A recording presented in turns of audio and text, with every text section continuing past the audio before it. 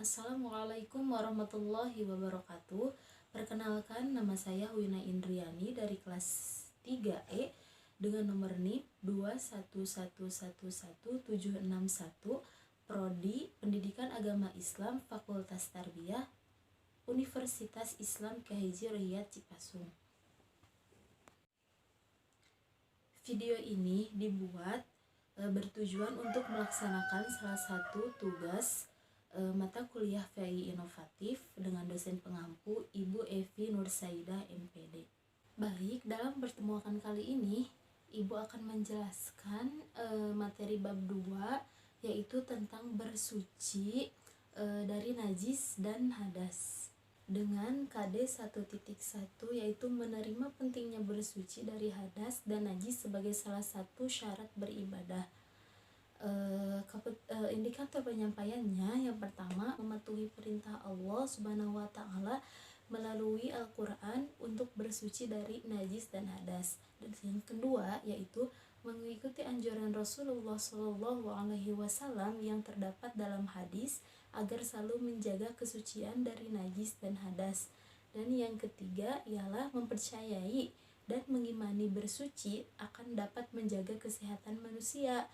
Dan yang terakhir yaitu membuktikan bahwa manfaat bersuci akan dapat menjaga kesehatan, lingkungan dari pencemaran dan berbagai penyakit melalui pembiasaan sehari-hari.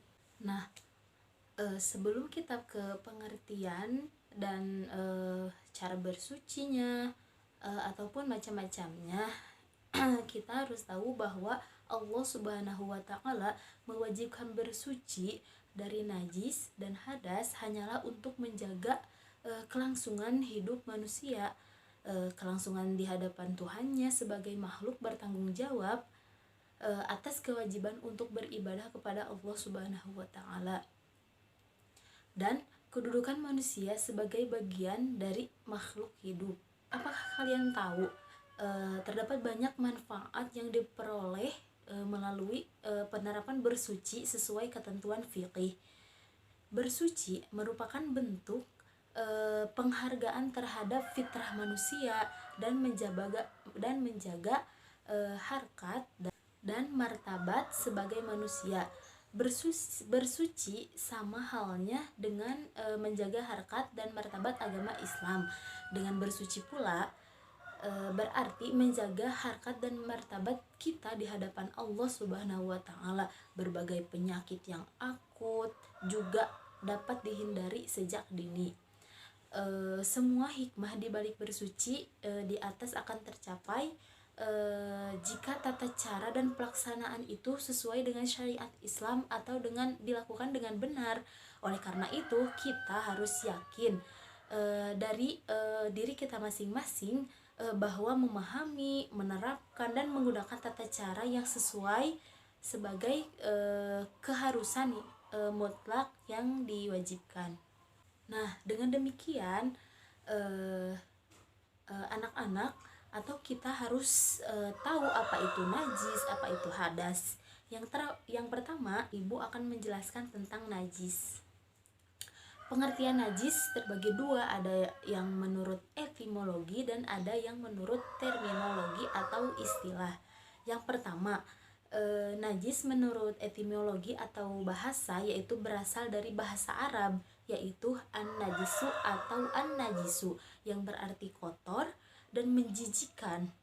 Nah, tidak bersih atau tidak suci, baik yang bersifat hissiyah maupun maknawiyah. Nah, apa itu najis yang bersifat hissiyah? Yaitu najis yang terlihat oleh mata dan dirasa oleh panca indera kita, seperti jilatan anjing, terus kotoran hewan, kotoran manusia, kencing, darah haid, dan lain-lain. Sedangkan yang disebut dengan najis yang bersifat maknawiyah yaitu najis yang menodai akidah kita sehingga tidak dapat dilihat oleh manusia. Contohnya seperti syirik dan kufur.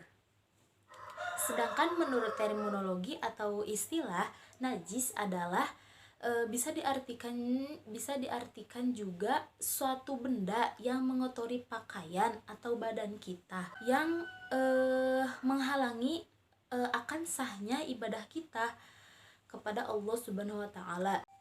Nah, jadi itulah pengertian najis menurut bahasa dan menurut istilah. Terus yang selanjutnya kita harus mengetahui apa aja sih dasar hukum dalam perintah bersuci ini, yaitu yang pertama, Allah berfirman dalam surah Al-Mudaththir ayat 4 yang berbunyi Bismillahirrahmanirrahim wathiyabaka fatahhir, yang artinya dan bersihkanlah pakaianmu. Dan yang kedua adalah dalam surah Al-Baqarah ayat 2 yang berbunyi A'udzubillahi minasyaitonirrajim Bismillahirrahmanirrahim Al-tahirata baiti lit-tabi'ina wal qa'ifina wa ruk'is sujud, yang artinya bersihkanlah rumahku untuk orang-orang yang tawaf, orang yang itikaf, orang yang ruku, dan orang yang sujud. Dan ada juga hadis Nabi Muhammad SAW yang artinya, apabila kamu datang ke tempat saudara-saudara kamu, hendaklah kamu perintah atau perbaiki kendaraan-kendaraan dan pakaian kamu, sehingga kamu menjadi perhatian di antara manusia, karena Allah tidak suka perbuatan keji dan juga keadaan yang tidak teratur. Hadis riwayat Imam Ahmad, Abu Dawud, Imam Hakim, Al-Baihaqi dari Sahab bin Hazaliyah. Nah, selanjutnya anak-anak, ibu akan menyebutkan ada beberapa macam najis. Yang pertama yaitu najis mukhafafah atau ringan. Mukhafafah adalah najis yang diringankan seperti air kencing bayi, laki-laki, dan perempuan yang belum pernah makan sesuatu kecuali air susu ibunya atau ASI. Nah, bagaimana sih cara mencucikan najis mukhafafah ini? Yaitu cukup dengan memercikan air ke bagian yang terkena najis sampai bersih. Yang kedua yaitu najis mutawasitoh atau najis sedang. Najis mutawasitoh ini merupakan najis yang berada di tengah-tengah antara mukhafafah dan mughaladoh, dan najis ini keluar dari kubul atau duburnya manusia kecuali air mani. Nah, beda dari najis mukhafafah, mutawasitoh ini terbagi menjadi dua, ada yang mutawasitoh ainiyah dan yang kedua mutawasitoh hukmiyah. Mutawasitoh ainiyah adalah najis yang berwujud atau tampak, yang masih dapat dilihat dan dirasakan salah satu atau ketiga sifat. Apa aja sih sifatnya? Yaitu warnanya, rasanya, dan baunya. Yang kedua, bagian dari najis mutawasitoh yaitu mutawasitoh hukmiyah adalah najis yang tidak tampak seperti bekas kencing. Contohnya najis yang tidak nampak. Nah, cara mensucikan najis mutawasitoh ini cukup dengan dibilas dengan air sehingga hilang semua sifatnya, yaitu bau, warna, dan rupanya yang tadi. Nah, yang ketiga adalah najis mughaladoh atau najis berat. Najis mughaladoh ini adalah najis yang diperberat. Contohnya yaitu seperti najis anjing dan babi. Termasuk najis ini adalah air liurnya, kedua binatang tersebut, sperma keduanya, dan anak-anak dari hasil persilangan dengan hewan lainnya. Nah, di sini ibu akan menjelaskan tata cara bersuci najis dengan menggunakan air. Yang pertama yaitu najis mukhafafah. Kan tadi mukhafafah terbagi menjadi dua, ada yang ainiyah dan ada yang hukmiyah. Yang pertama, tata cara mensucikan najis ainiyah yaitu yang pertama, dibersihkan lebih dahulu sifatnya sehingga warna, bau, dan rasa najis tidak lagi kelihatan dan dapat dirasakan. Yang kedua yaitu kemudian air yang suci dan mencucikan dipercikan ke tempat atau benda yang terkena najis tersebut air yang dipercikan harus mengenai seluruh tempat atau benda yang terkena najis. Yang ketiga, air yang dipercikan tidak disyaratkan hingga mengalir, cukup dipercikan saja. Dan yang keempat, dikeringkan dengan kain atau benda yang suci. Cara mensucikan najis hukmiyah yaitu yang pertama, tempat atau benda yang terkena najis dilingkari lebih dahulu untuk memastikan pemercikan secara tepat. Dan yang kedua, kemudian air yang suci dan menyucikan dipercikan ke tempat atau benda yang terkena najis dan telah dilingkari. Air yang dipercikan harus mengenai seluruh tempat atau benda yang terlingkari. Yang ketiga, air yang dipercikan tidak disyaratkan hingga mengalir seperti yang tadi, cukup dipercikan saja. Yang keempat, lalu dikeringkan dengan kain atau benda yang suci. Nah, cara mensucikan najis mutawasitoh ainiyah yang pertama yaitu dibersihkan lebih dahulu sifatnya sehingga warna, bau, dan rasa najis tidak lagi kelihatan dan dapat dirasakan. Yang kedua, kemudian air yang suci dan mensucikan dialirkan ke tempat atau benda yang terkena dengan najis tersebut. Air yang dialirkan harus mencapai seluruh tempat atau benda yang terkena najis. Yang ketiga, yaitu air yang disiramkan atau yang dialirkan disyaratkan hingga menyeluruh, mengalir ke semua yang terkena oleh najis. Dan yang keempat, dikeringkan dengan kain atau benda yang tentu yang harus yang suci. Nah, cara mensucikan najis mutawasitoh hukmiyah sama halnya dengan yang lainnya. Yang pertama, dibersihkan lebih dahulu sifatnya sehingga warna, bau, dan rasa itu hilang dengan air, dengan memastikan pembersihan air secara tepat. Yang kedua, kemudian air yang suci dan mensucikan disiramkan hingga mengalir ke tempat atau benda yang terkena dengan najis. Ketiga, dikeringkan dengan kain atau benda yang lain yang harusnya yang suci. Nah, yang terakhir yaitu cara mensucikan najis bugaladoh. Kalau ini sangat diberatkan ya, najis bugaladoh itu, yaitu cara mensucikannya yang pertama, dibersihkan lebih dahulu sifatnya sehingga warna, bau, dan rasa najis tidak lagi kelihatan dan tidak dapat dirasakan lagi. Yang kedua, menyiramkan hingga mengalir ke tempat atau benda yang terkena najis sebanyak 7 kali.